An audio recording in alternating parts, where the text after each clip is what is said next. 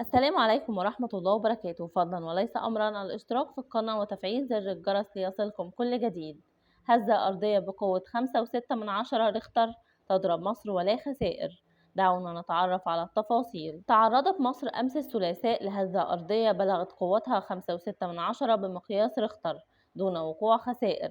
وأعلن الدكتور جاد القاضي رئيس المعهد القومي للبحوث الفلكية إن محطات الشبكة القومية للزلازل سجلت هزة أرضية بقوة 5.6 درجة على مقياس ريختر على بعد 730 كيلومتر شمال رفح في شمال سيناء، وذلك في تمام الساعة 8:44 و51 ثانية صباح أمس الثلاثاء، مشيرا إلى أنه لم يرد للمعهد ما يفيد بشعور المواطنين بهذه الهزة أو وقوع خسائر في الأرواح والمنشآت.